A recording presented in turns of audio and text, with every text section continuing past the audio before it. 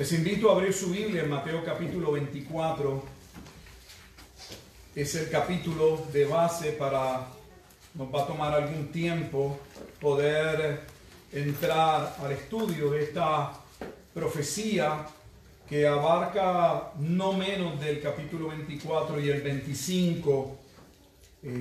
Realmente hay que mirarlos en conjunto, pero es muy largo, así que vamos a ir por partes. Pero si han venido escuchando las predicaciones, realmente el contexto de Mateo 24 inicia desde que el Evangelio comienza. Eso fue lo que intentamos hacer el domingo pasado, colocar primero el contexto general, cómo llegamos a este capítulo en particular, donde Jesús va a anunciar la destrucción del templo. Y posteriormente dimos inicio a ver entonces cómo se desprende este capítulo de el profeta Daniel, lo que vamos a continuar hoy. Y también vamos a ver algo que por lo general no entiendo la razón, por qué razón no se considera también Mateo 24 a la luz de muchos otros libros, pero también específicamente del profeta Zacarías, que casi nunca se le oye mencionar, y vamos a ver que Zacarías está en Mateo 24. Mateo 24 hace alusión o referencia ciertamente a otros pasajes como Isaías. Claramente está la profecía de la destrucción de Joel, capítulo 2, que tomó como base en el primer mensaje del apóstol Pedro el día de Pentecostés. Pero vamos a considerar al menos el contexto de base, que Jesús mismo señala que lo que él está hablando tiene que ver con la abominación de desolación de la cual había hablado Daniel. Para ello vamos a leer ese versículo clave y tenemos una palabra de oración y comenzamos. Vamos a leer un solo versículo de momento por hoy, Mateo 24, y quiero que ustedes se dirijan conmigo al versículo 15. Jesús va a colocar esta profecía, la profecía más importante y de hecho la más extensa, la más larga de Mateo 24 y 25. Y lee así el versículo 15. Por tanto, cuando veáis en el lugar santo, observe que va a especificar en un lugar específico, la abominación desoladora de que habló pasado, había hablado ya en el pasado, el profeta Daniel, el que lee entienda. Así que eso es lo que vamos a estar procurando hacer hoy, ver cuál es el contexto que el libro de Daniel coloca para entender Mateo 24 y en especial posiblemente el capítulo más difícil hermenéuticamente, el capítulo 12, con relación a el tiempo del fin. Pero iremos a eso en breve momento. Vamos a primeramente a orar. Amado Dios y Padre eterno, te alabamos y te damos gracias, Señor, una vez más por el privilegio que nos concedes de ser convocados como tu pueblo para, oh Dios, ser reunidos en santa convocación para adorar al único y soberano Dios, a su Hijo Jesucristo, a través del cual nos redimió. Y damos gracias al Espíritu Santo de Dios, quien obró en nuestro corazón, quien reside en nuestras vidas como las arras, como la garantía de nuestra herencia hasta la redención de la posesión adquirida para alabanza de tu gloria. Damos gracias pues a ese trino Dios, pidiéndote, Señor, que tu palabra que tú has tenido a bien revelar, tu palabra, oh Dios, con la cual tú capacitas a tu pueblo, nos iluminas para poder entenderla, pueda ser palabra de edificación al cuerpo de Cristo. De la misma manera que clamamos y oramos, Padre Santo, por aquellos que en tu gracia continuarán procediendo al arrepentimiento y a la salvación hasta el día, oh Dios, en que tú regreses por segunda vez, donde tu palabra claramente especifica que ya no habrá, Señor, ningún otro momento o espacio para salvación, pues todos los hombres darán cuentas ante el juicio del gran trono blanco. Te damos gracias, pues, en Cristo Jesús, en quien oramos. Amén y amén. Vuelvo a señalar o a tomar como base un solo pasaje, aunque vamos a desarrollarlo porque explícitamente, claramente, sin lugar a dudas, Jesús está diciendo que esta profecía que ha causado tanta especulación, que hay tanto tipo de interpretación, que ha generado obras, películas y no sé cuántas otras cosas, necesitamos entender la profecía del Monte de los Olivos a la luz de la profecía que ya se le había dado a Daniel. ¿Por qué? No solo porque el versículo 15 claramente identifica la abominación desoladora. Que si usted mira su Biblia, no tiene que tener una Biblia de estudio, usted podrá percatarse de que hay 3 pasajes de referencia. Dice Daniel 9:27, Daniel 11:31 y Daniel 12:11. No tiene que tener una Biblia de estudio para ello. ¿Por qué están esos 3 pasajes? Bueno, porque esos 3 pasajes en el libro de Daniel hacen alguna referencia, hablan con relación a la abominación desoladora. Si usted no tiene ningún conocimiento de Daniel, podría pensar que los 3 forman parte de una sola abominación, y es totalmente incorrecto. Daniel 9:27 y Daniel 12 son parte de la misma profecía en el mismo tiempo. O sea, van a hablar del tiempo de desolación en los días del Cuarto Imperio de Roma. Y ambos van a hablar acerca de el cuerno pequeño que inicia en Daniel capítulo 7, el cuerno pequeño que le va a hacer la guerra a los santos y que se le va a permitir por 3 años y medio hacerle esa guerra. Y ese es el fin que se habla en Daniel 12, cuando explícitamente en el versículo 11 se dice que ese era el tiempo de la abominación de desolación. Daniel capítulo 11, versículo 31 habla también de un tiempo de desolación, pero ese tiempo de desolación era un tiempo, eso ya ocurrió completamente al tiempo en que Mateo está escribiendo. Tenemos que colocarnos en ese contexto. Cuando Mateo está relatando por medio del Espíritu Santo lo que está hablando, la abominación desoladora narrada en Daniel 11:31 ya había acontecido, era un hecho histórico.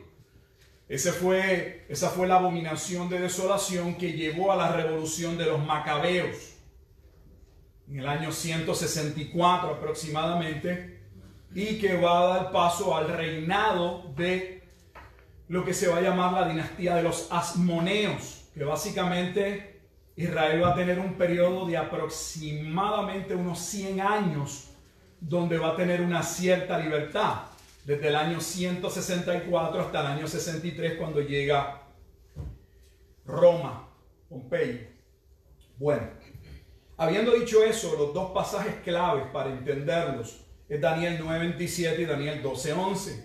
Y específicamente el 11 por causa de la traducción que vamos a ver en Daniel 9.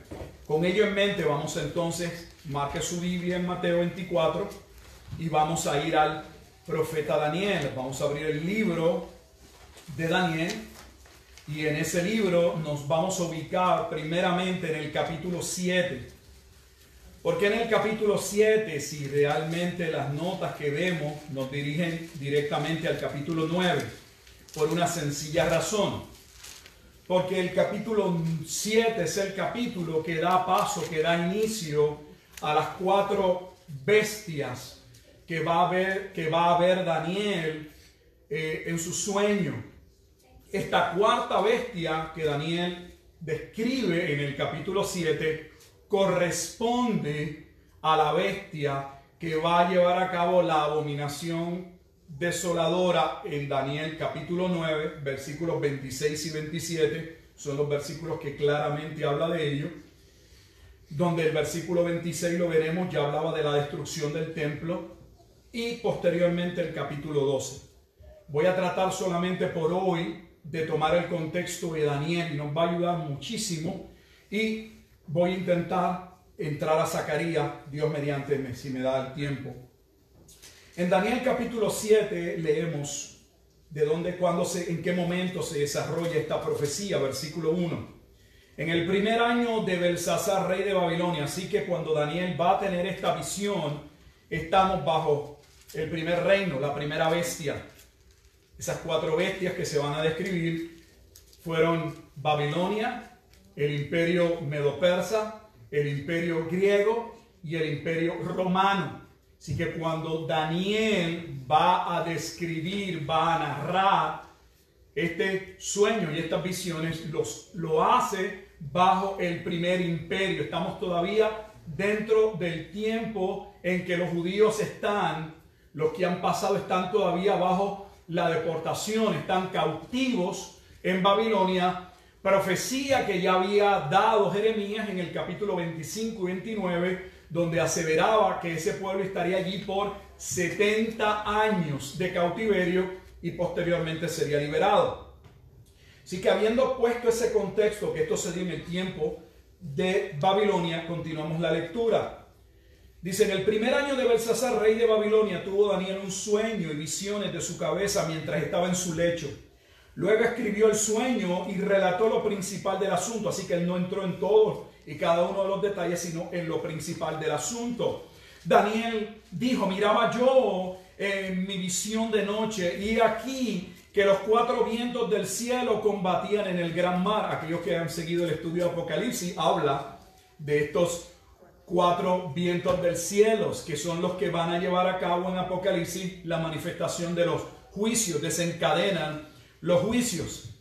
Y 4 bestias grandes, versículo 3, diferentes la una de la otra, subían del mar. Así que todas las bestias, que son 4 que él describe, todas subían del mar. Exactamente como Apocalipsis 13, versículo 1, establece que la 4ª bestia subía del mar. La primera, versículo 4, era como león y tenía alas de águila. Yo estaba mirando hasta que sus alas fueron arrancadas y fue levantada del suelo y se puso enhiesta sobre los pies a manera de hombre. Y le fue dado corazón de hombre. Así que la primera bestia, que corresponde a Babilonia, es descrita básicamente como un león.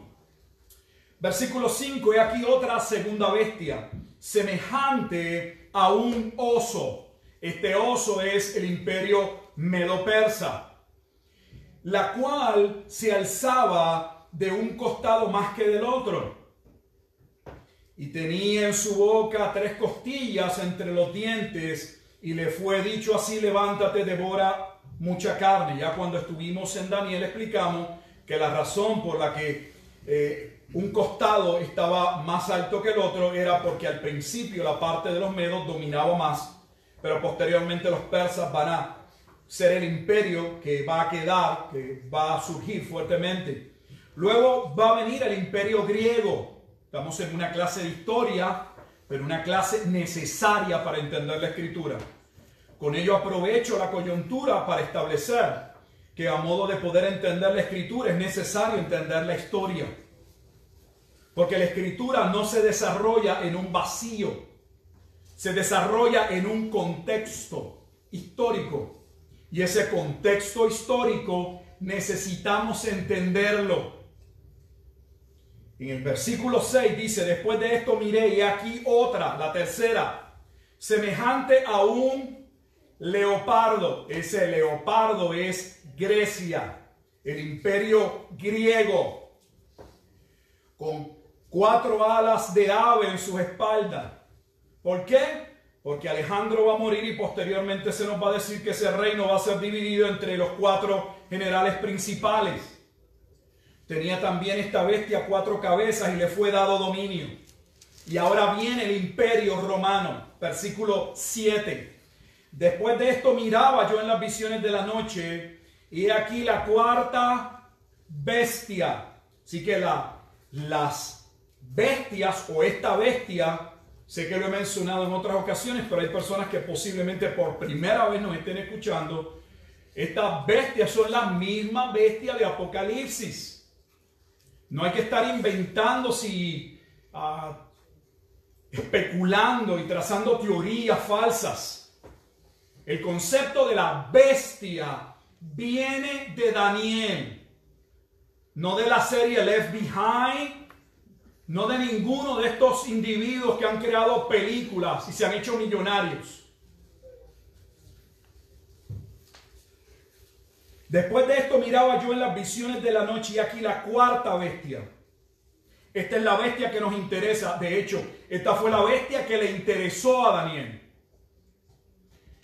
Quiero hacer ese señalamiento porque mire cómo ponemos el contexto para entender. Cuando Daniel va a describir esto, estaba en el imperio de la primera bestia. Él va a ver las cuatro bestias, cada una con su espanto, cada una con su autoridad. Pero la bestia que va a llamar su atención es la cuarta bestia.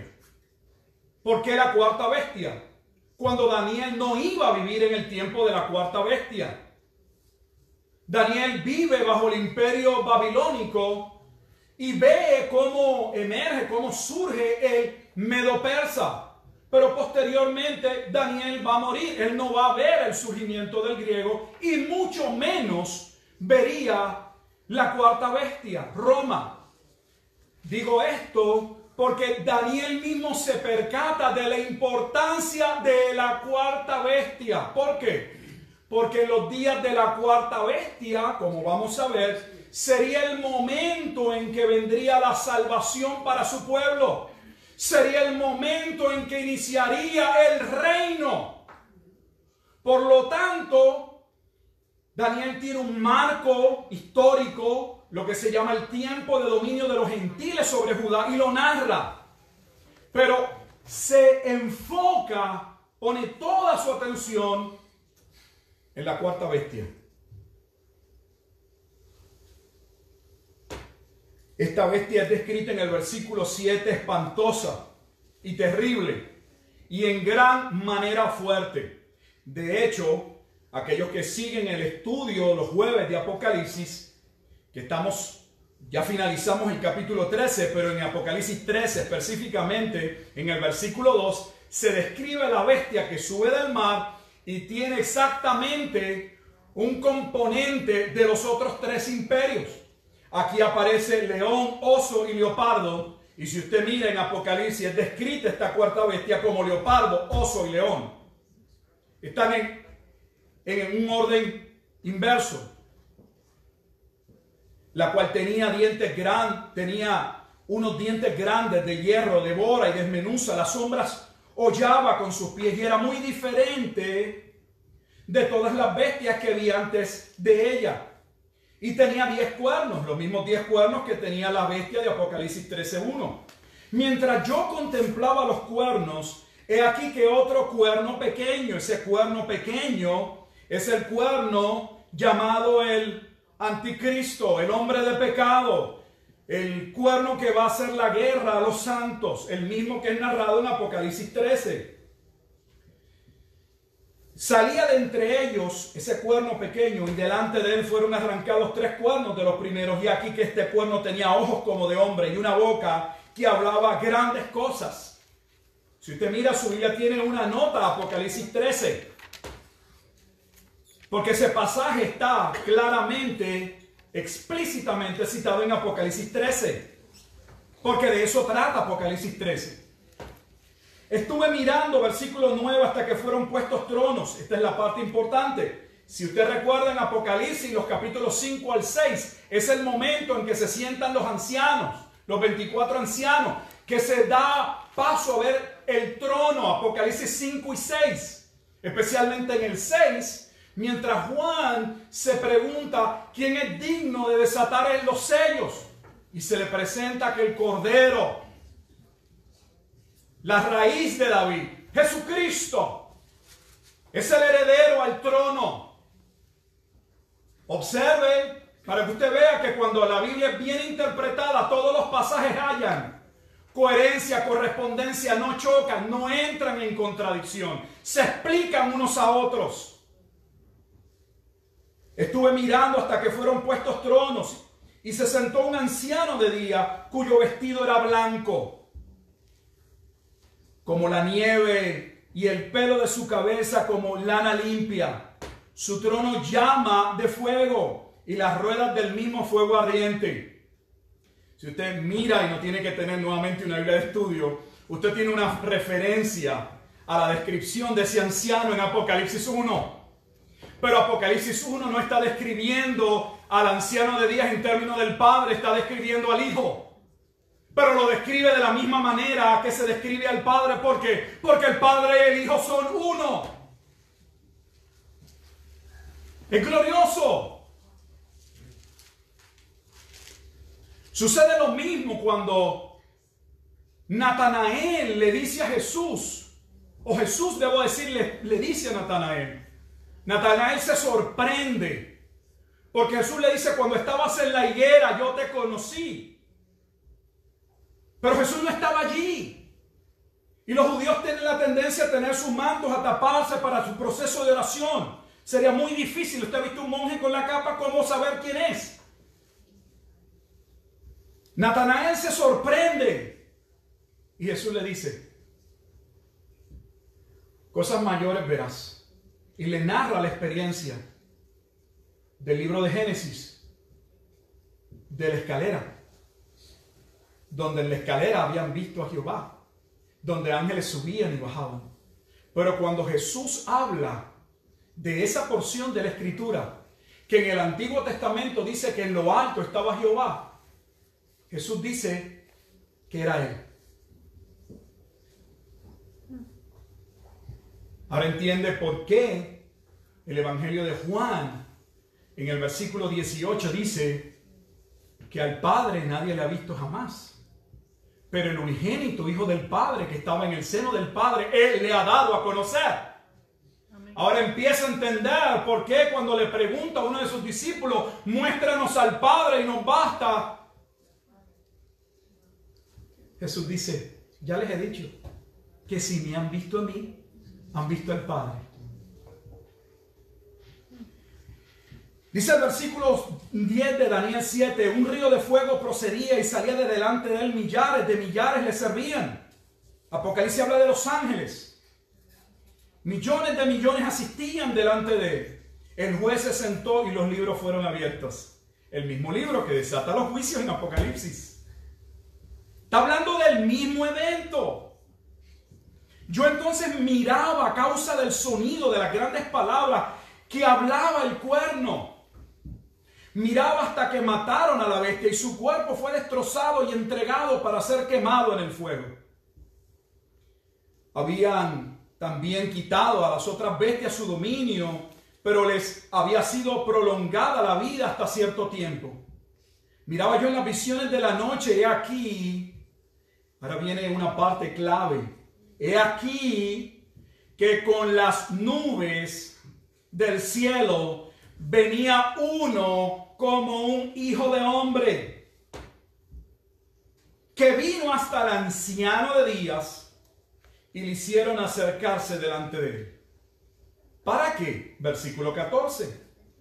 Y le fue dado dominio, gloria y reino, para que todos los pueblos, naciones y lenguas les sirvieran. Su dominio es dominio eterno, que nunca pasará, y su reino uno que no será destruido. Se me turbó el espíritu a mí, Daniel, en medio de mi cuerpo, y las visiones de mi cabeza me asombraron. Me acerqué a uno de los que asistían y le pregunté la verdad acerca de todo esto. Y me habló y me hizo conocer la interpretación de las cosas. Estas cuatro grandes bestias, cuatro reyes, son cuatro reyes que se levantarán en la tierra. Ya hemos visto y hemos explicado que de Daniel se desarrolla que las bestias representan tanto al imperio como representan al rey o a la cabeza de ese imperio. Pero ahora viene porque llama la atención, versículo 18. Después recibirán el reino los santos del Altísimo y poseerán el reino hasta el siglo, hasta el fin de la era, eternamente y para siempre.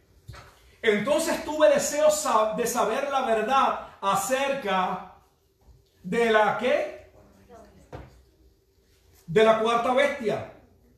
que era tan diferente de todas las otras, espantosa en gran manera, que tenía dientes de hierro y uñas de bronce, que devora y desmenuza y las sobras hollaba con sus pies. Asimismo, acerca de los 10 cuernos que tenía en su cabeza, del otro que le había salido, delante del cual habían caído 3, y este mismo cuerno tenía ojos y boca, que hablaba grandes cosas, y parecía más grande que sus compañeros. Y veía yo que este cuerno hacía guerra contra los santos y los vencía. Eso lo vimos en Apocalipsis 13.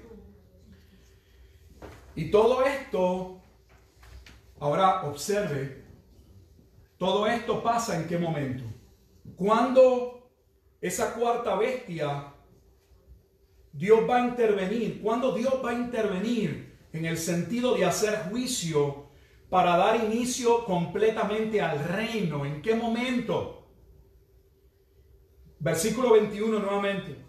Y veía yo que este cuerno hacía la guerra contra los santos y los vencía, hasta que vino el anciano de días y se dio el juicio. Observe que no dice el juicio de los santos, el juicio a los santos. El juicio por causa de la persecución de su pueblo. Lo que estamos viendo en Apocalipsis. Desde el inicio de los sellos en Apocalipsis 6. Las almas de los santos claman: ¿hasta cuándo, Señor? ¿No juzgas el pecado de aquellos que nos han matado, nos han perseguido? Y llegó el tiempo y los santos, recibieron. O sea que el juicio está ligado, va de la mano del establecimiento del reino. Cuando Jesús inicia su ministerio, Juan el Bautista comienza predicando: arrepentidos y convertidos, porque se ha acercado el reino de los cielos. Pero habría un momento específico en que habría un juicio que finalizaría el antiguo pacto y daría paso al tiempo del estado o del reino eterno.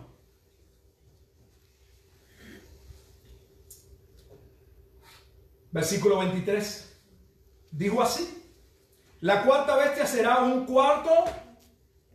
Si usted recuerda, para que vea, cuando se describen las grandes bestias en el versículo 17, habla de ellas como ¿qué? Como reyes, ¿correcto?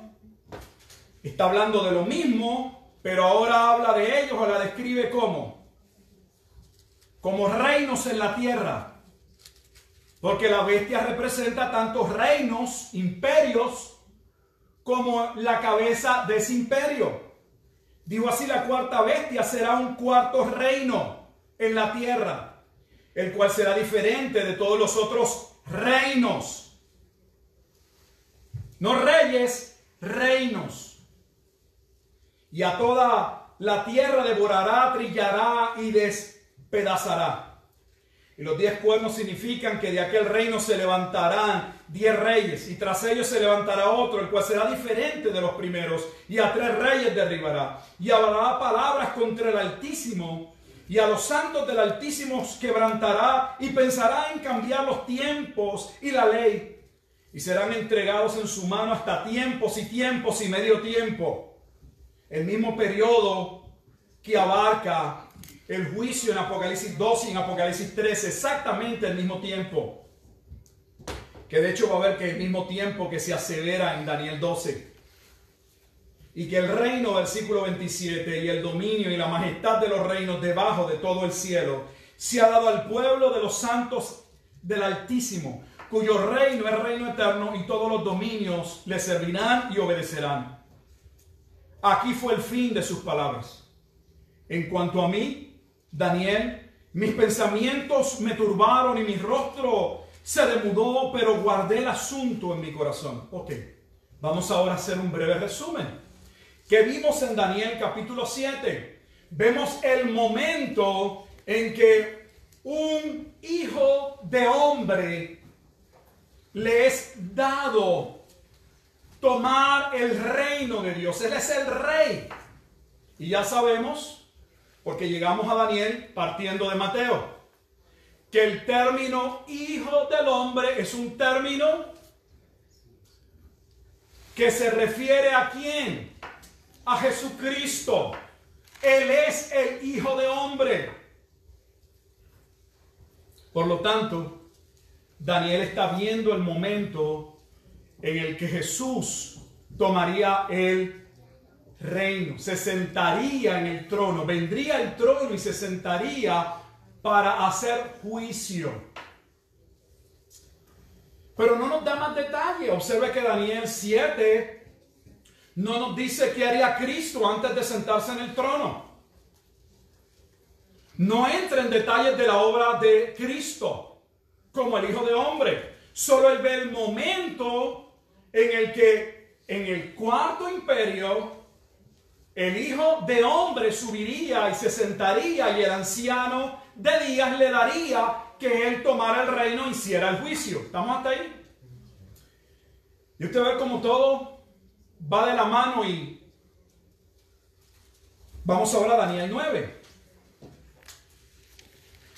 Nuevamente en Daniel 7, que tenemos solo el momento en que el Hijo del Hombre, en un momento específico dentro del cuarto imperio, y nos da hasta el momento en que el cuerno pequeño va a llevar a cabo la desolación, la persecución. En ese momento, es en ese momento cuando el Hijo del Hombre se sienta en el trono para hacer juicio a los santos, a aquellos que persiguen a su pueblo. ¿Qué tenemos ahora en Daniel 9? Primero empezamos en el versículo 1, no voy a leer todo el capítulo 9, porque no terminaríamos, pero para poner el contexto de cuándo se desarrolla Daniel 9. En el primer año primero de Darío, hijo de Asuero. Así que ya no estamos dentro de la primera bestia. Ya estamos en el tiempo de la segunda bestia. Estamos en el tiempo del imperio medo-persa. Es en ese momento dado, y esto es en extremo importante, para entender Daniel 9. ¿Por qué? Porque ya dijimos que había un profeta llamado Jeremías, que había escrito que posterior a 70 años Israel sería ¿qué? Liberado. Por lo tanto, ha habido un cambio de Babilonia a Medo-Persia, pero Daniel no ha visto que el pueblo sea liberado. Por lo tanto, se encuentra, si lee Daniel 9, investigando en los rollos, ¿cuándo sería el tiempo de la liberación? Versículo 2. En el año primero de su reinado, yo Daniel miré atentamente en los libros el número de los años que habló Jehová al profeta Jeremías, que habían de cumplirse las desolaciones. Observe que la palabra desolación, como nota al margen, no es exclusiva del tiempo romano. La desolación habla de un tiempo de juicio. Y ellos habían vivido ya la desolación de los babilónicos. Ellos estaban esperando salir de la desolación, porque él esperaba que una vez el pueblo pasara por el periodo de desolación babilónico, vendría la salvación. Pero aquí es que Daniel está confundido y se le aclara el entendimiento. Y Gabriel, un ángel de Dios, va a ser enviado para decirle a Daniel y con él a la iglesia que finalizado el tiempo de la desolación de Babilonia y cumplida la profecía de Jeremías, el pueblo todavía le aguardaba otra desolación.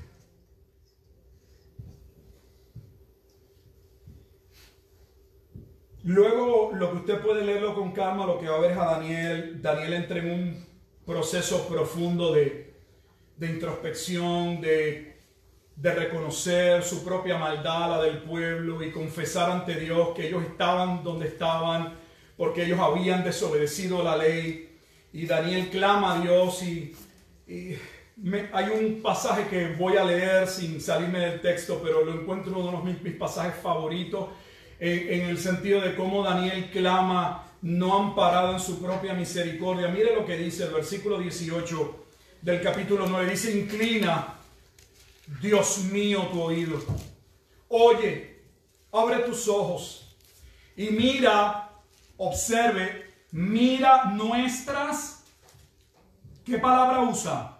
Desolaciones, porque no es exclusiva de lo que pasaría en el imperio romano o en los días de la cuarta bestia.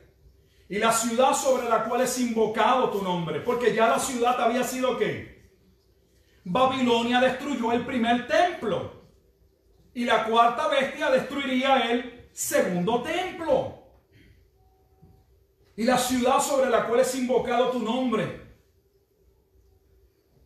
porque no elevamos nuestros ruegos ante ti confiados en nuestras justicias, sino en tus muchas misericordias. Oye, Señor, oh Señor, perdona, presta oído, Señor, y hazlo. No tardes, por amor de ti mismo. No lo hagas por nosotros, por causa de tu promesa, de tu nombre, de ti mismo. Dios mío, porque tu nombre es invocado sobre tu ciudad y sobre tu pueblo.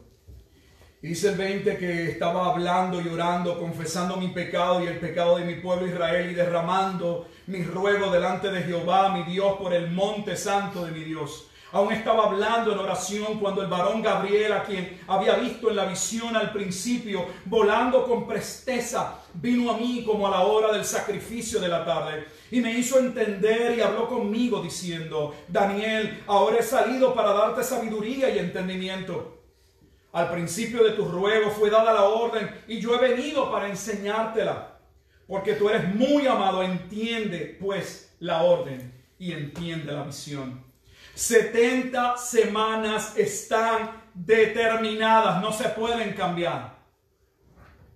¿Por qué no se podían cambiar? Por una sencilla razón. Porque esas 70 semanas daban conclusión, caían con el momento del decreto de Dios en que el Cordero inmolado llevaría a cabo su ministerio. ¿Qué haría el Cordero? Dice, 70 semanas están determinadas sobre tu pueblo y sobre tu santa ciudad para terminar la prevaricación. La palabra prevaricar ya hemos dicho que representa el hacer leyes a sabiendas que van en contra de lo establecido por Dios y sobre todo en detrimento del hermano, del prójimo, o sea, leyes para sacar provecho, básicamente nuestro sistema de ley,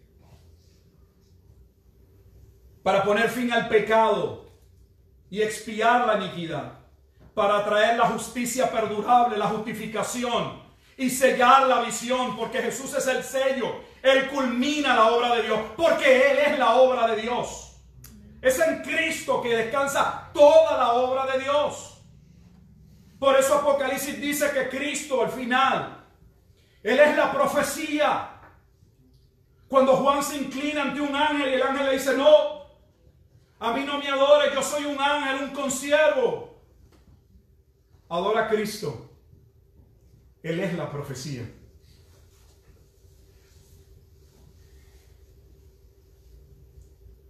Él sella la visión y la profecía.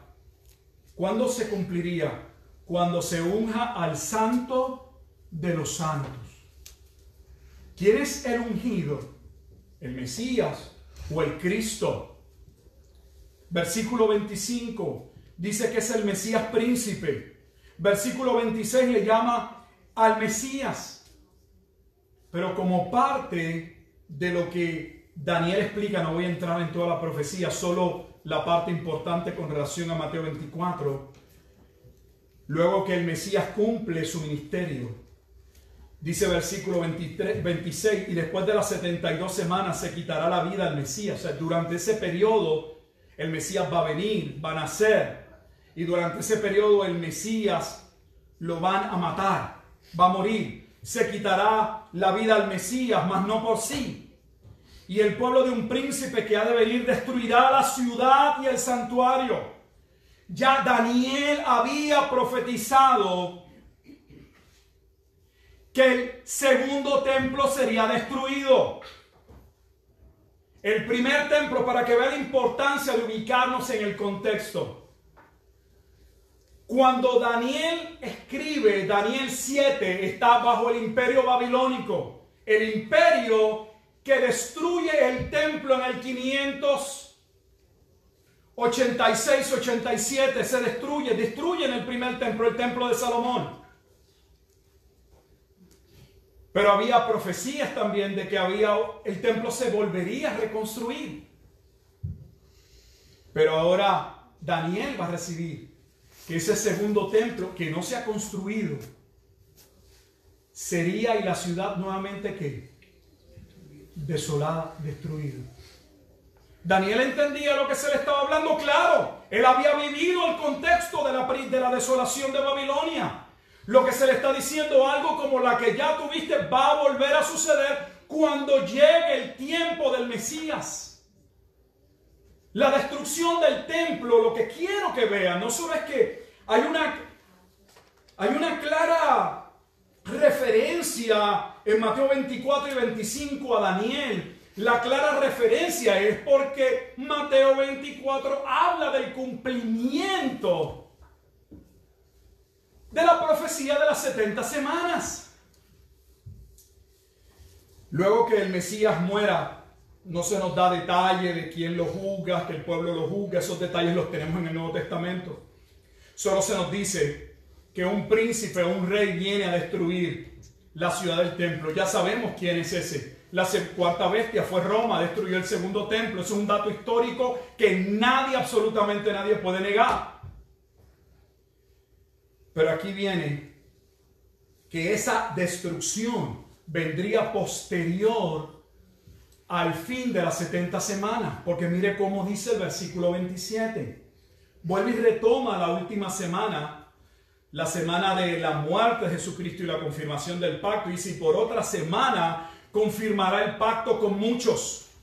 Y a la mitad de la semana hará cesar el sacrificio y la ofrenda. Ya no era necesario el sacrificio, porque Jesús era el sacrificio al cual tipificaban los sacrificios en el templo. Por eso es que el templo en parte también es destruido, porque el templo cumple su propósito. Ya no es necesario el templo, iglesia. Es triste que la iglesia de hoy no entienda que ella es el templo de Dios. Después, puede marcar, después de las 70 semanas, después. Pero Daniel no dio el tiempo. Daniel solo nos dice en el versículo 27 que después que el Mesías príncipe haya cumplido su ofrenda por el pecado, haya salvado a muchos, muriendo a manos de un pueblo extranjero, pagano, como sucedió. Después que él diera fin y cumplimiento a los sacrificios, que se confirmara el pacto. ¿Qué era el pacto? La promesa del Antiguo Testamento, el Evangelio, el remanente que sería salvo por medio de Cristo. Después, con la muchedumbre de las abominaciones, vendrá el desolador, hasta que venga la consumación y lo que está determinado se derrame sobre el desolador. ¿Cuándo vendría este tiempo de desolación? Yo estoy convencido que Jesús nos da el tiempo. Él es el cumplimiento de la profecía, pero esto va a ocurrir después de que Él cumple su parte. 3 años y medio de ministerio. Muere. El velo del templo es rasgado porque ya no es necesario. El autor de Hebreos lo establece, que el velo del templo fue rasgado porque ya los hombres pueden directamente, por medio de Cristo, tener comunión con Dios. Todavía la iglesia está esperando un templo. 2000 años después.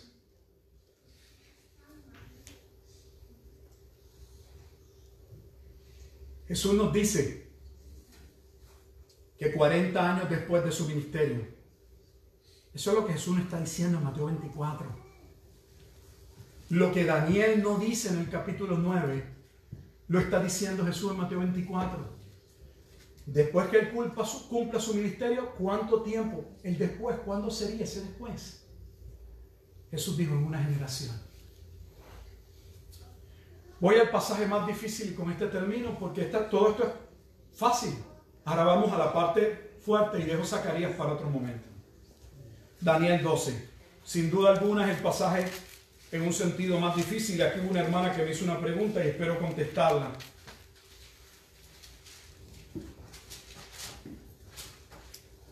Abrimos Daniel 12 y con este pasaje terminamos.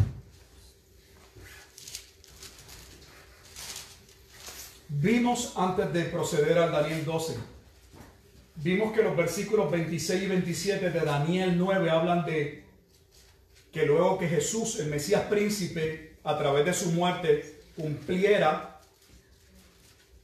la profecía, o sea, culminara con el pecado, trajera la justicia perdurable. Después vendría un momento de desolación. No se nos dice qué momento, cuánto es el después.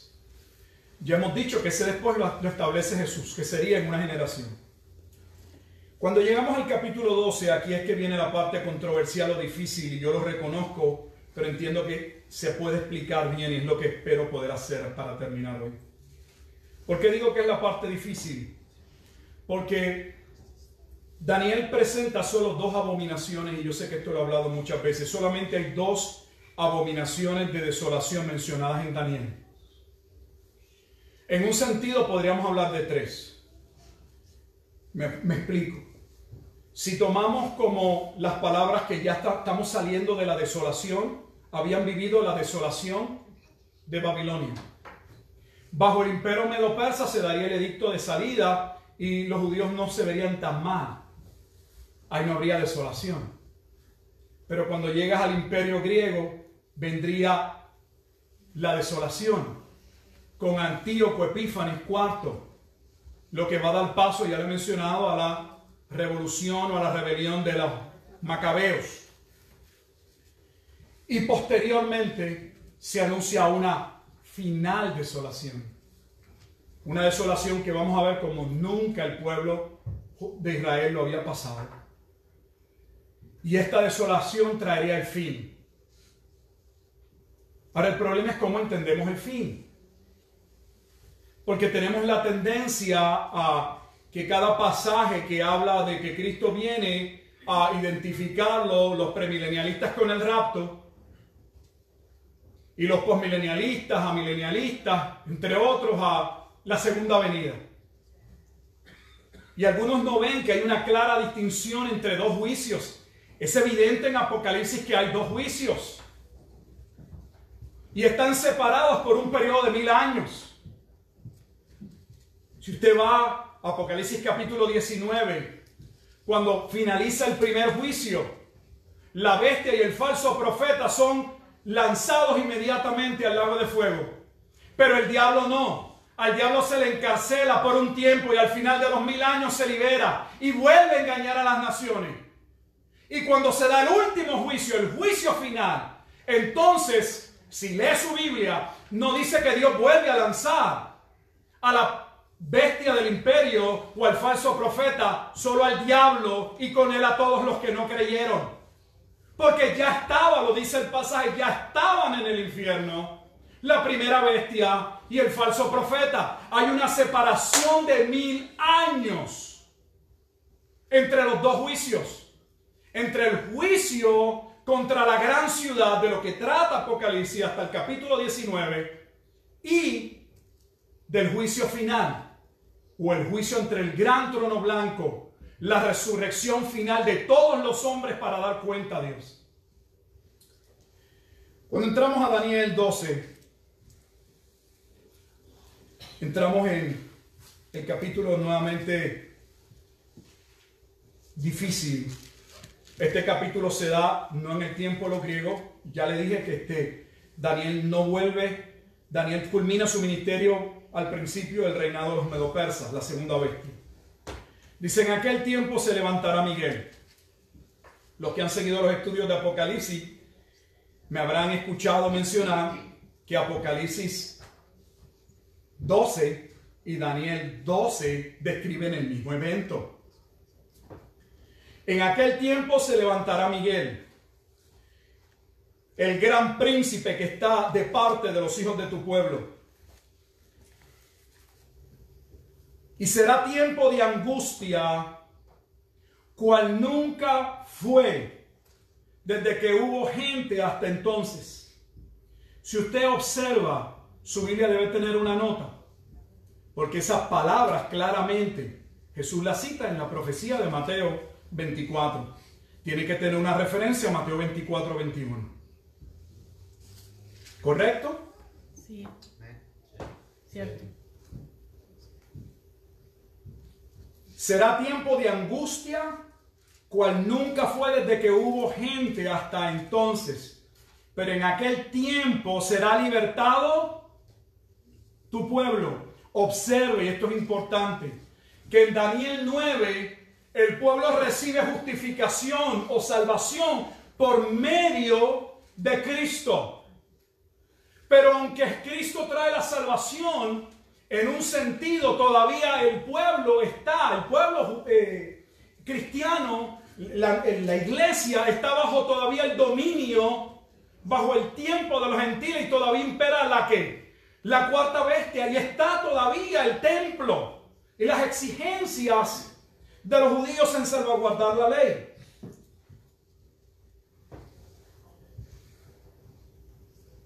Pero en aquel tiempo será libertado tu pueblo, todos los que se hallen escritos en el libro, y eso lo vimos también en Apocalipsis. Hay salvación para unos y juicio para otros. Y ahora viene el versículo clave. Y muchos de los que duermen en el polvo de la tierra serán despertados, unos para vida eterna y otros para vergüenza y confusión perpetua. O sea que el versículo 2, si uno no tiene el contexto completo y lo lee solo, uno dice, bueno, eso tiene que ser la segunda venida, porque está hablando de una resurrección aparentemente general, donde unos resucitan para vida y unos resucitan para condenación. Pero ese es el problema, lo he dicho muchas veces y aprovecho todas estas coyunturas para demostrar que nosotros no ponemos en uso las reglas de hermenéutica que una vez, yo me encargo de darles una clase cuando predico. Yo no vengo a decirles solo lo que pienso, les muestro dónde están los pasajes y cuáles herramientas en términos de principios de interpretación yo he utilizado para entender el pasaje. Ningún pasaje se puede tomar solo sin entender el contexto. Uno podría pararse ahí y decir, bueno, ahí lo dice, esa es la resurrección general. Pero nos dice Daniel, ¿a qué se refiere con esta resurrección? Sí, solo hay que seguir leyendo. Mire lo que va a decir, afirmar ahora en el versículo 3. Los entendidos resplandecerán, o sea que la resurrección tiene que ver con que unos van a entender. Los entendidos resplandecerán como el resplandor del firmamento. Alguien dice, no, pues eso tiene que ver que, bueno, después que se da la resurrección de todos los muertos, pues los cristianos van a brillar, ya están en la eternidad. No, de eso no es lo que está hablando. Está hablando de que se había prometido que un remanente sería salvo. Son los 144,000 del libro de Apocalipsis. Dios prometió, yo creo eso, solo creo. Dios prometió que habría una simiente, un remanente que por gracia del linaje de Israel en cuanto a la sangre, Él libraría. Y corresponde con el libro de Apocalipsis. Capítulo 7, capítulo 14, son los dos capítulos que habla de los 144,000. Él les daría entendimiento porque ellos estaban ciegos en su pecado. No podían reconocer a Cristo como el Mesías. Pero se les daría luz para ver en Cristo el Mesías. Los entendidos resplandecerán como el resplandor del firmamento, y los que enseñan la justicia a la multitud como las estrellas a perpetua eternidad. Pero tú, Daniel, cierra las palabras y sella el libro hasta el tiempo del fin. ¿Ve?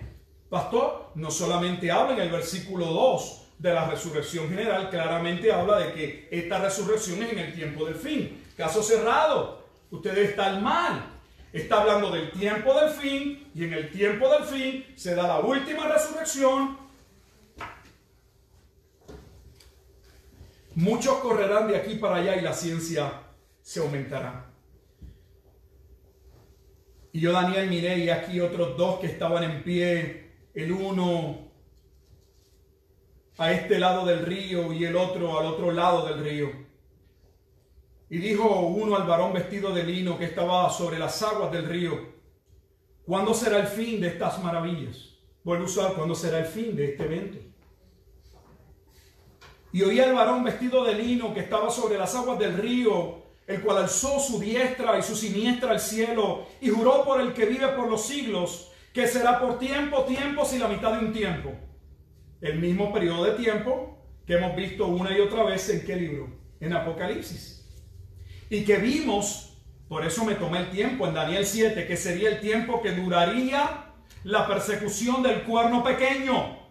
Está hablando del mismo tiempo. Y cuando se acabe la dispersión del poder del pueblo santo, todas estas cosas serán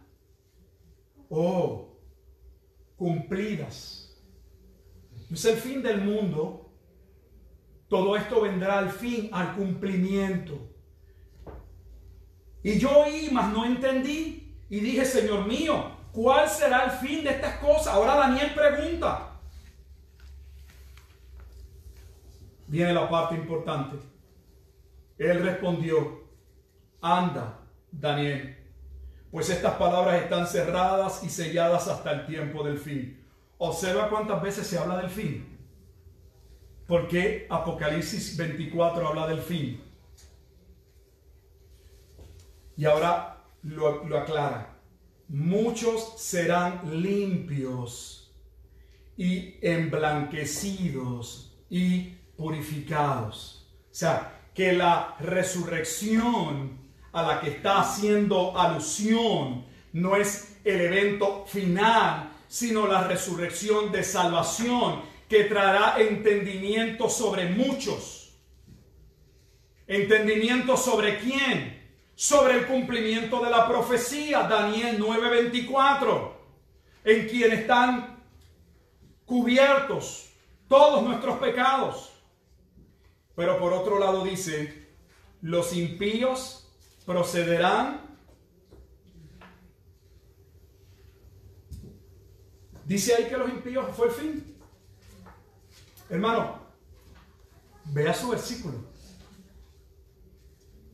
¿Está diciendo que los impíos resucitan y fueron echados al lago de fuego? No, no dice eso. Está diciendo que la resurrección de una parte del pueblo los trae entendimiento con relación a Cristo. Lo lleva a salvación. Es lo que está diciendo. Muchos serán limpios y emblanquecidos y purificados. Pero el resto, lo mismo que estamos viendo en Apocalipsis. ¿Qué vemos en Apocalipsis? Si usted de verdad ha leído Apocalipsis, que todos los que no fueron escritos en el libro de la vida, todos y cada uno de los que no recibieron el sello de Dios, ninguno se arrepintió. Exactamente es el lenguaje de Daniel. Mire lo que dice. Los impíos procederán impíamente, o sea, continuarán viviendo impíamente. A menos que usted quiera entender que seguirán viviendo impíamente en el infierno. No está hablando de la resurrección final. Está hablando de la resurrección de salvación en tiempo del Mesías. Yo sé que el tiempo ha avanzado, pero se lo quiero aclararlo. Este pasaje está explicado en el Nuevo Testamento. Y eso me gusta porque entonces no se trata del ejercicio hermenéutico de cómo yo llegué. ¿Sabe quién interpreta este pasaje para nosotros? Sí, la Biblia en el Nuevo Testamento, pero ¿sabe quién Dios usa? A Juan. Vaya conmigo a Juan 5. Juan lo explica. De hecho, lo presenta, quien lo explica es Cristo. Está en el Evangelio de Juan, pero quien va a explicar a Daniel es Cristo. Yo no creo que nadie se atreva a decir que Jesucristo no sabía la interpretación de Daniel 12.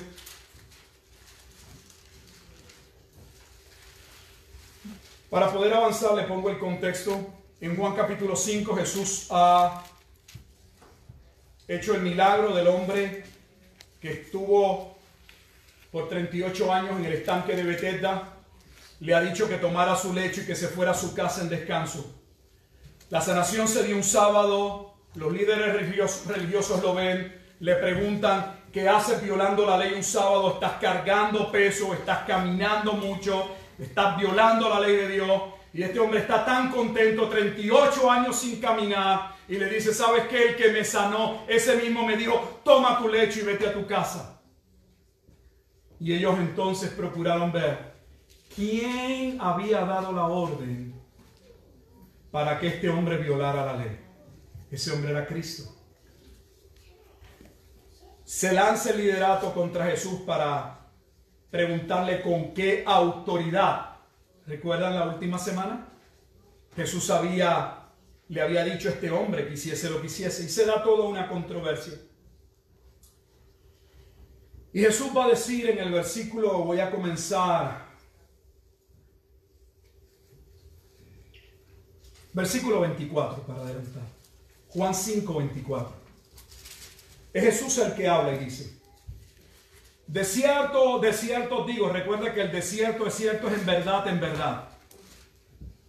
El que oye mi palabra y cree al que me envió, tiene vida eterna y no vendrá a condenación, mas ha pasado de muerte a vida. Déjeme explicarle el versículo 24 para no pasarle por encima.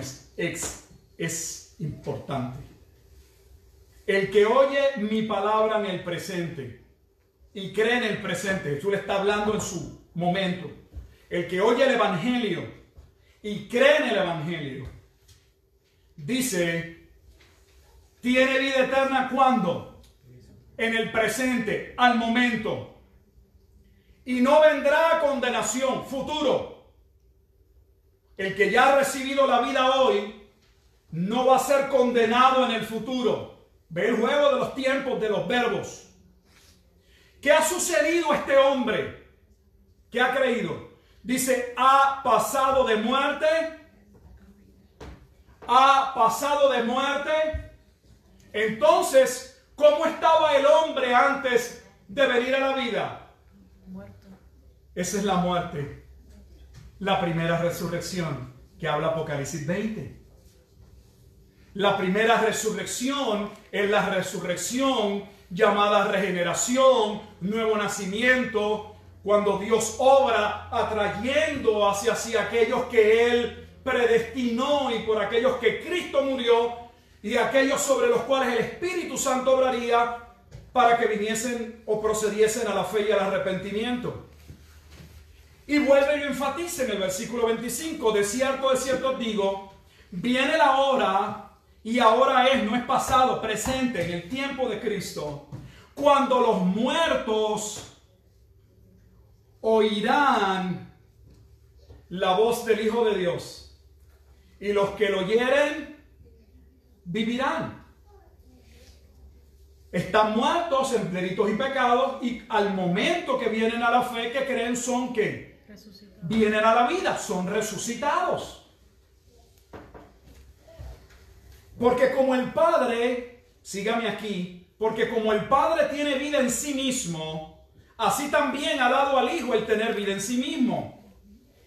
Y también le dio autoridad de hacer juicio, por cuanto es le dio autoridad de hacer juicio por cuanto es el Hijo del Hombre. El Hijo del Hombre, ya lo hemos explicado hasta la saciedad, yo creo, que vendría no solo a traer redención por medio de su muerte para una parte del pueblo, pero vendría a traer juicio sobre la otra parte. No os maravilléis de esto, porque vendrá ahora, vendrá suena ¿qué? Presente, futuro, vendrá, futuro. Sígame. Vendrá ahora cuando todos los que están en los sepulcros oirán su voz. Cuando Jesús afirma lo que afirma en el versículo 24, dice que solo los que le oyen en su presente cambian de muerte a vida. No todos le oyen. Los que le oyen mientras él predicaba, solo esos vienen a la vida, pero a la vida en términos espiritual. Porque estaban muertos en el sentido espiritual, no físico. ¿Estamos? Pero ahora cuando lees el versículo 28, dice que vendrá un momento cuando todos, no algunos, los que están en los sepulcros oirán su voz. El juicio del gran trono blanco. No es que algunos van a escuchar y no van a responder. Todos tendrán que dar cuenta. Y los que hicieron lo bueno saldrán a resurrección de vida, mas los que hicieron lo malo a resurrección de condenación. ¿Cuál es el punto? Que la Biblia habla de dos muertes y de dos resurrecciones. La primera muerte es tu estado espiritual. El hombre nace en un estado caído. Esa es la primera muerte. ¿Cuál es la segunda muerte? Se los voy a probar. Vamos a un solo versículo más y termino. ¿Cuál es la segunda muerte? Que lejos de haber estado muerto en vida, estarás muerto luego por la eternidad, separado de Dios. Esa se le llama la segunda muerte. La Biblia habla de dos muertes. Eso no se enseña en las iglesias, pero le lo enseña. Tú estás muerto mientras no tienes a Cristo en vida, pero mueres por segunda vez. Si mueres sin Cristo, bajo condenación eterna. La Biblia plantea dos resurrecciones.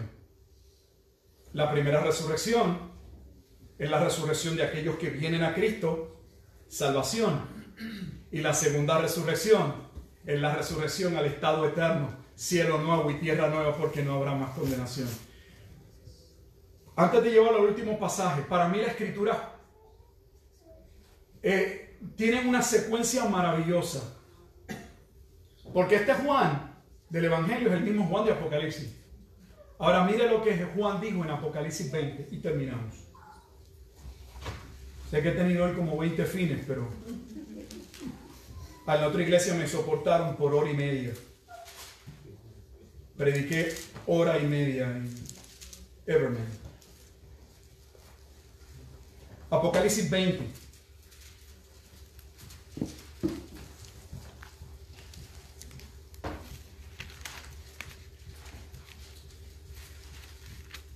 Voy a leer el versículo 4. Sé que le he dicho en todos los pasajes que me siga. Posteriormente está la grabación y usted podrá verlo con calma. Pero haga todo su esfuerzo por seguirme. Versículo 4, Apocalipsis 20. Y vi tronos. ¿Recuerda los tronos?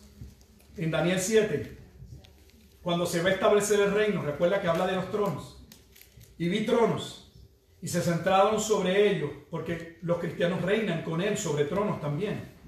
Por eso Efesios 2 dice que Jesús se sienta en su trono y nosotros también estamos con Él, en un sentido espiritual, ya en los lugares celestiales con Cristo. Y vi tronos y se sentaron sobre ellos los que recibieron la facultad de juzgar. Y vi las almas de los decapitados por causa del testimonio de Jesús y por la palabra de Dios, los que no habían adorado a la bestia ni a su imagen y que no recibieron la marca en su frente ni en sus manos, y vivieron y reinaron con Cristo. Todos los creyentes dentro del periodo milenial están reinando ¿con quién? Con Cristo. O sea que no están en los sepulcros durmiendo. Están con Cristo. Pero mira la afirmación que va a hacer. Versículo 5. Pero los otros muertos no volvieron a vivir hasta que se cumplieron. O sea, que el resto de los muertos, los que no creyeron en Cristo, esos sí, no están con Él. Esos no son resucitados hasta la segunda venida. Pero los otros muertos no volvieron a vivir hasta que se cumplieron 1000 años. Esta es la primera resurrección. Juan está diciendo que los que reciben salvación recibieron la primera resurrección. Por lo tanto, ya están reinando con Cristo. Murieron, pasaron a la eternidad, pero pasaron con Cristo. Versículo 6. Bienaventurado y santo el que tiene parte. Bienaventurado y santo el que tiene parte en la primera resurrección. O sea, los que vienen a salvación. ¿Por qué? La segunda muerte.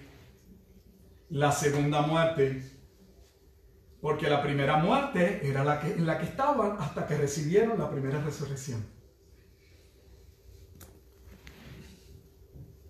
Pero como recibieron la primera resurrección, entiéndase salvación, ellos no participan de la segunda muerte. Mire el juego de palabras. Están muertos.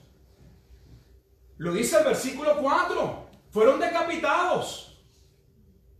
Pero ¿dónde están esos decapitados que murieron por la fe? Están reinando con Cristo. No están en tumbas. No están ajenos a lo que pasa. Reinan con su rey. Pero nos dice el versículo 6. Bienaventurado y santo el que tiene parte en la primera resurrección. La segunda muerte no tiene potestad sobre esto. ¿Qué tiene que ver la segunda muerte? La segunda muerte es el juicio de condenación. Como ya ellos fueron salvos a través de la primera resurrección, donde los sacaron del estado de muerte hacia la vida, la regeneración, cuando llegue la segunda muerte, que va a hablar, que es el juicio final, donde todas las almas, como se presenta en Juan 5, vendrá un día donde todos oirán la voz y todos resucitarán, unos para vida eterna y unos para condenación eterna. Pero los que ya están en Cristo no participan de la segunda muerte. En otras palabras, no hay condenación para ellos. ¿Por qué llegué hasta aquí? Porque pienso que una de las objeciones más grandes a poder entender que Apocalipsis 24 tiene que ver con un juicio que ya aconteció. Y cómo explicarle a las personas que lo entiendan que todos están esperando un fin que es del pasado. Lamento decirle que el fin al que usted se refiere, el fin del que ustedes hablan, era el fin del juicio en los días del Hijo del Hombre sobre la gran ciudad de Jerusalén, y ese juicio no era el juicio del fin del mundo. Lo llevé a la gran resurrección porque el pasaje más difícil en Mateo 24, si uno lo une a Daniel 12, es que el fin está ligado a la resurrección final. Y lo que creo y traté de probarles es que Daniel 12, cuando habla de la resurrección en el tiempo del fin, era el tiempo del fin del cumplimiento de la profecía, entiéndase los días del cuarto imperio, y que ese fin no era el fin del mundo, sino era el fin de la liberación del pueblo, del dominio de los imperios gentiles, para dar paso al milenio, el estado eterno y glorioso donde la iglesia está una parte en el cielo y una parte sobre la tierra hasta la segunda venida de Jesucristo, donde los cristianos que han muerto en Cristo y los cristianos que están en la tierra son unidos para estar en un cielo nuevo y en una tierra nueva. No hay destrucción del mundo. El lenguaje apocalíptico. Dios no creó la tierra, Dios no creó las maravillas que hizo, el mar, los montes, todo lo que uno ve, para luego hacerlo en una bola de fuego y destruirlo. Tristemente la gente lo que tiene es una idea de que va a vivir flotando en una nube. Y no le damos importancia al mundo en que vivimos, porque esto va a ser destruido. No, este mundo va a ser restaurado. Y en la restauración de este mundo solo vivirán los hijos de Dios.